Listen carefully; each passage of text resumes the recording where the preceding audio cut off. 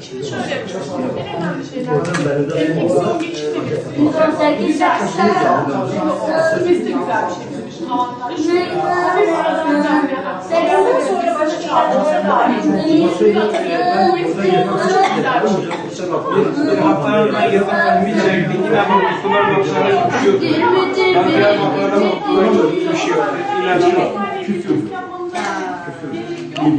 İlimizde SSP hastası çocuklarımız var.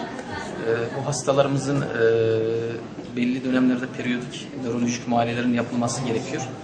Tabii bu hastaların birçoğunu yatalak hastalar, evde bakıma muhtaç hastalar. Bunların tek tek Diyarbakır, Ankara gibi merkezlere gidip muayene olmak çok zor ve meşakkatli bir iş. Bunun yerine Ankara'dan gelen gönüllü hocalarımız burada bir merkezimizde bu çocuklarımızı bugün burada topladık. Bu çocuklarımızın periyodik muayenelerini ve kontrollerini burada yerinde yapacaklar.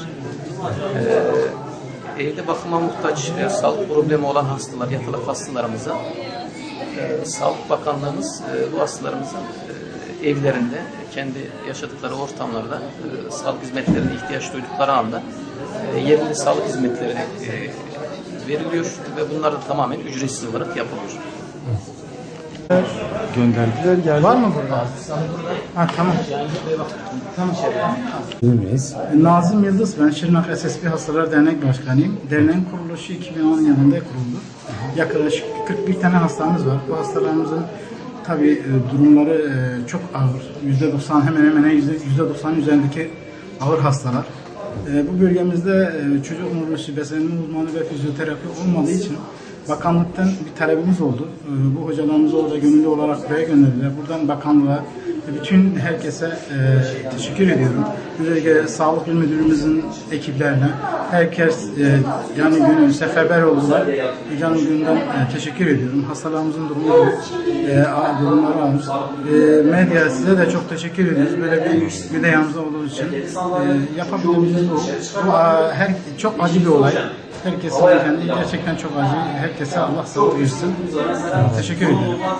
Peki bugün kaç tane hasta geldi yani? Muhtemelen 20'yi bulur sayımız Cizre ilçesinde. Diğerleri Şırnak'ta bakılacak. 20 sayı 20'yi bulur. Bu hastalar işte dediğim gibi çocuk nörolojisi Profesör Doktor Banu Andar, beslenme uzmanı Seren Serengil, fizyoterapi Abdullah Karadeniz, bir de hastanede çocuk doktorumuz ağız diş doktorumuz eşlik edip bu hastaları muayene edip bir rapor şekilde sıkıntılarını hastaların sıkıntılarının ne olduğunu belirtecekler. Oldu, teşekkür ederiz.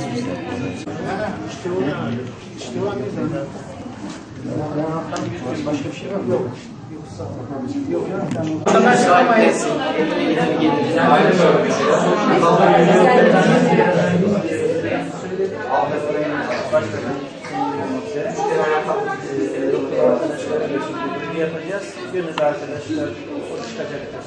Tabii zaten hakikaten